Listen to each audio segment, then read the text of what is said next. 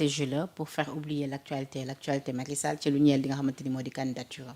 non li ñuy wax suul kër du ko tere feeñ non je ne pense pas non je ne pense. donte ni nag gis nga sortie bi ci Cheikh Niang def muy jiital ministère des affaires étrangères ci lu ñeel position wu Sénégal ci candidature bi comme pour dire que ni ils sont pas concernés. non ils sont concernés c'est-à-dire j'en profite d'ailleurs pour nuyu ko xam nga ñëpp xam nañ sama diggante ak Cheikh Niang sama grand la ñoo bokk dëkk Thiaroye mais dans cette histoire là c'est pas Cheikh Niang qui décide.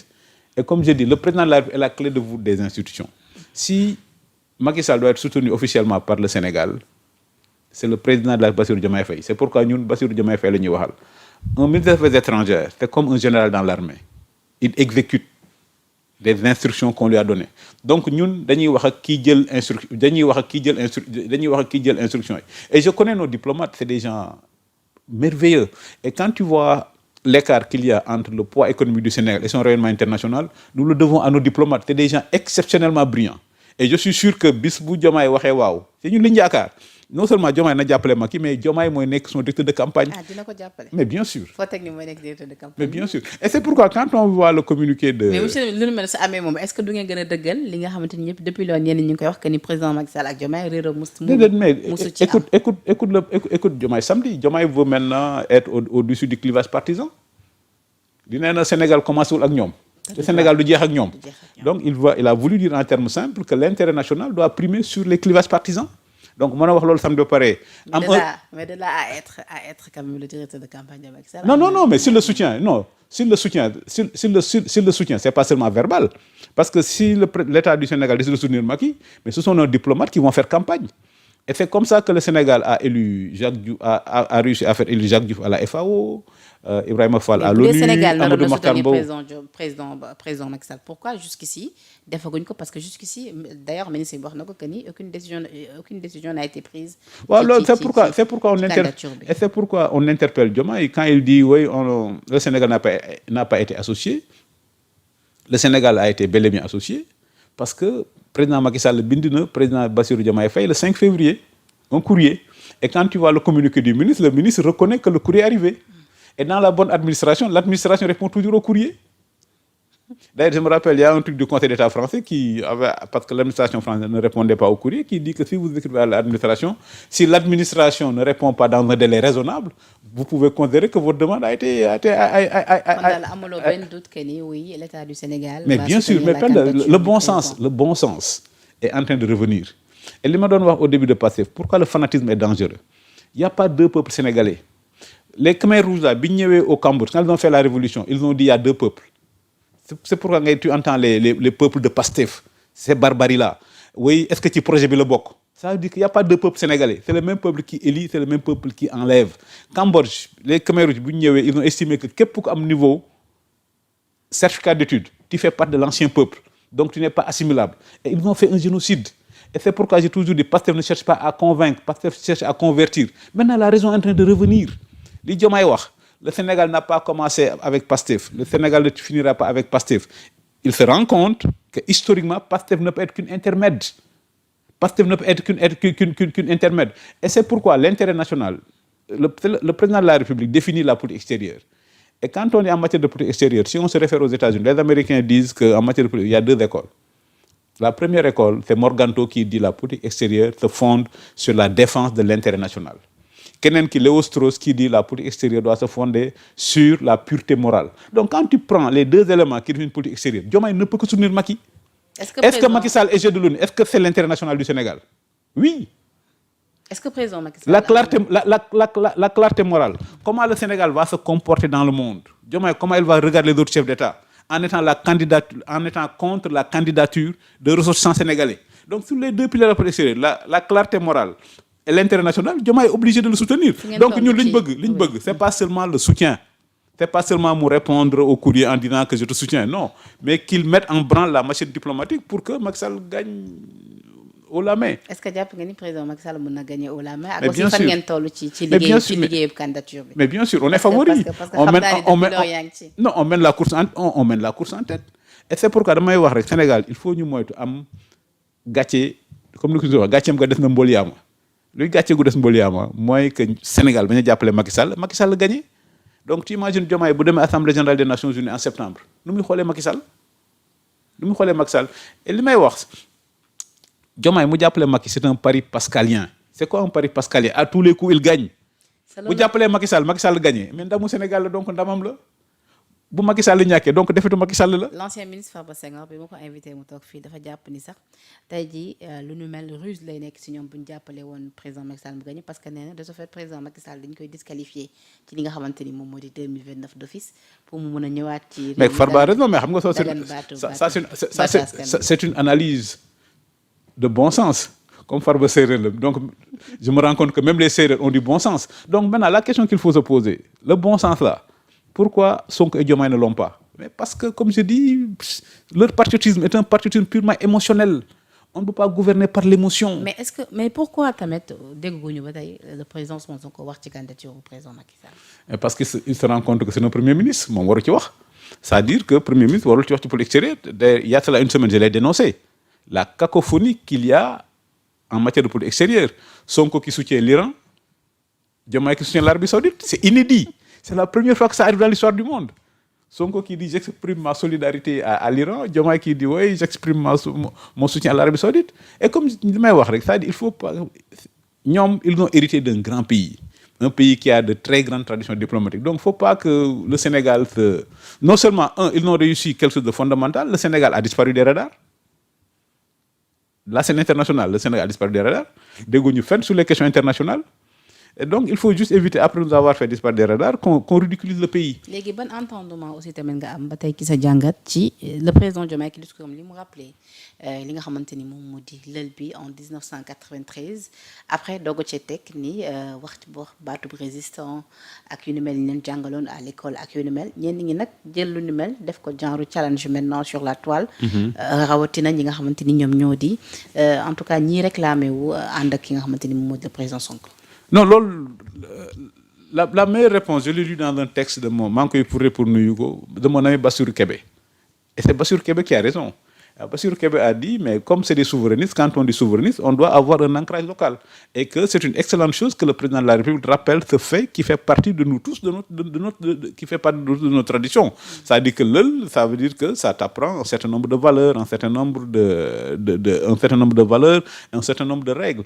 Et comme la démocratie universelle, l'application est toujours locale. Et je pense que c'est pour rappeler un certain nombre de trucs fondamentaux de nos sociétés traditionnelles. am nañu ko jàppee punchline au moment où tey jii Sonko c'est-à-dire ñoom sax dañ ko nangul que ni c'est le gardien de la révolution.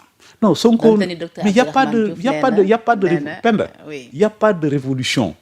Et c'est xam nga lu tax ñàkk a jàng ak ñàkk a xam baaxul. Non, Penda, c'est pour éviter la révolution qu'il y a l'alternance. C'est quoi xam nga la mooy révolution? Li xewoon France, la révolution française.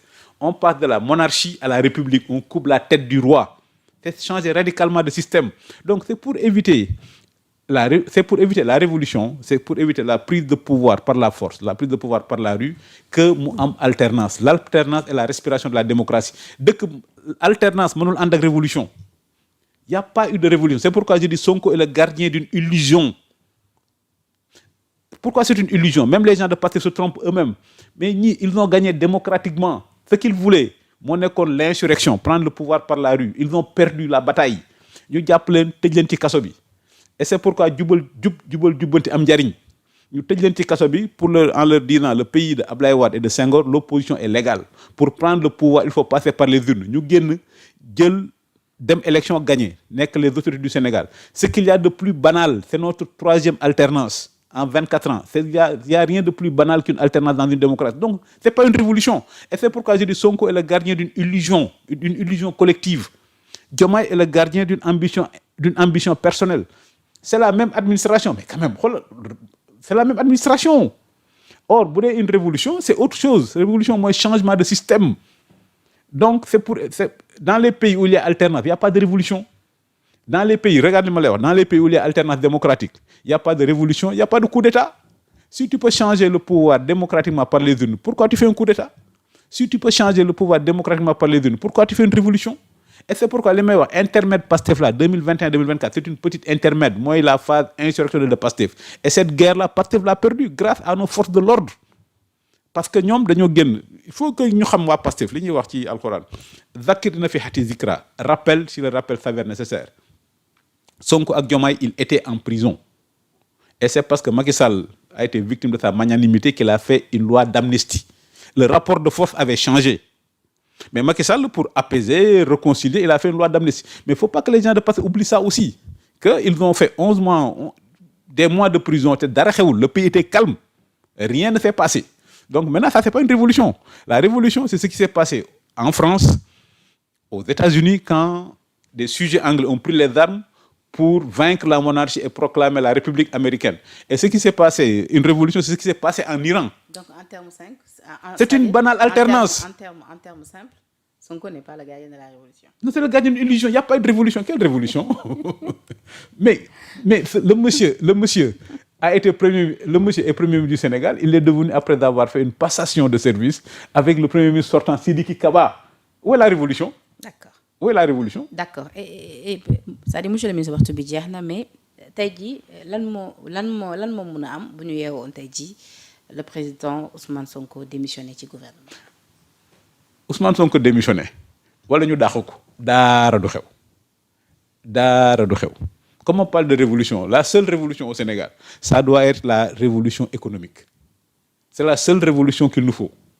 Une révolution économique pour doubler notre taux de croissance, pour dab Côte d'Ivoire, dépasser.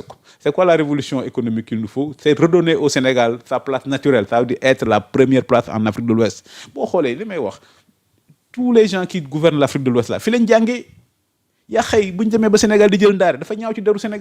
il faut que les Sénégalais aussi renouent avec la grandeur de leur pays, qu'on explique aux jeunes Sénégalais, aux élèves, c'est quoi le Sénégal? Au fait, Dakar. L'université Cheikh Anta Diop, Ousmane Sonko l'ont saboté. L'université Cheikh Anta Diop est la seule université à avoir produit 4 chefs d'État en exercice. Macky Sall, bi mu nekk président, c'était un ancien de l'UCAD. Patrice Talon, c'était un ancien de l'UCAD. Youssoufou, bi nekkoon Niger, c'était un ancien de l'UCAD. Ibeka, c'était un ancien de l'UCAD. Bon, en Afrique, chaque fois que tu dans le monde, il y a Comores, il y a Gabon, et tu vois des gens qui ont fait la fac de Dakar. Donc c'était ça. Dakar, sur le plan politique, Dakar était la capitale de l'Afrique occidentale française. D'accord. Aujourd'hui, avoir de l'ambition, c'est de dire comment faire de Dakar la nouvelle capitale économique, culturelle de l'Afrique de l'Ouest. C'est-à-dire, nous, je dis souvent Dubaï, mais Dubaï, c'est un désert. Nous, Dakar, on a une presqu'île. Si on a une bonne stratégie, Dakar doit être le refuge de tous les milliardaires ouest-africains. Les gens du Mali, les gens du Burkina, l'Américain qui traverse toute l'Atlantique, ensuite tout le continent africain pour aller à Dubaï. Mais Dakar, nous sommes à 6 heures de l'Europe. Mais comme je dis, le seul problème, c'est que ces 5 ans que Diomaye et Sonko auraient dû utiliser pour nous permettre d'accélérer vers l'émergence, mais malheureusement, les 5 ans-là, ça va être des 5 ans de stagnation. Mais nous, comme le veut mon prochain livre, le temps ne chôme pas. Le gouvernement ne comprend pas que le temps ne chôme pas, mais nous, opposition, on sait que le temps ne chôme pas. Et c'est pourquoi nous, on a déjà réfléchi à des alternatives sur le plan économique, sur le plan de la politique de défense et sur le plan aussi de la politique extérieure. Bon, l'histoire de Macky Sall, le candidat, les tâtonnements là, ça montre qu'il n'y a pas de vision en matière de politique extérieure. Alors tout à l'heure, ce que j'avais oublié de préciser, moi que Cheikh Oumar Diagne placé sous mandat de dépôt et qui sera jugé en flagrant délit le 11 mars prochain. Alors ba tey ci wàllu justice sànq laaj naa la ko mais mayuma la nga yaatal ci muy le cas Aïssatou Diop Fall bi nga xamante ni convoqué woon na sax tout à l'heure en après-midi dans l'après-midi li nga xamante ni moo di ab janook taskatu xabaar yi wax ci coowam ak li nga xamante ni moom moo di BNDE avant loolu nga gis Madiambal Diagne def ci ab poste xamle woon lu nu mel moom sax déemu ci jàpp na ni tey ji peut-être position yi Aïssatou Diop Fall am moom moo waral en tout cas jafe-jafe yi nga xamante ni mu ngi koy dund convoqué nañ ko ni ki demain mardi foofee ca section de recherche. Waaw, mais j'apporte mon soutien à Aïssatou, comme je l'ai toujours fait avec Madiambal et avec tous les confrères. C'est un soutien de principe comme tous les confrères qui ont eu des problèmes.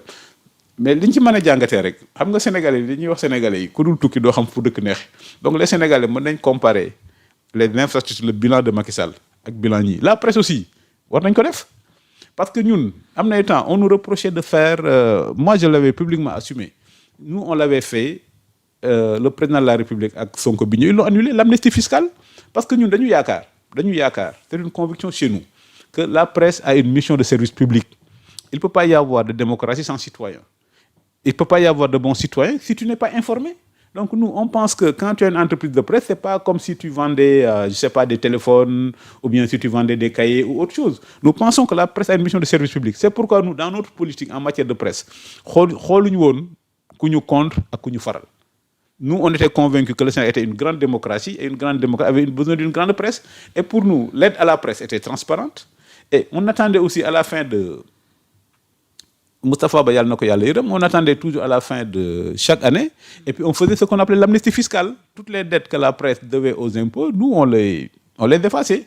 Mais la dernière amnistie fiscale qu'on a prise, on l'a prise, je crois, en mars 2024. Mais nous avons annulé. Et comme je dis, Pastef est convaincu que pour mener à bon son projet totalitaire, mais il faut casser la presse. Et ça, malheureusement, c'est un combat perdu d'avance. D'accord. C'est un combat perdu d'avance. Alors, tu l'as bien, monsieur le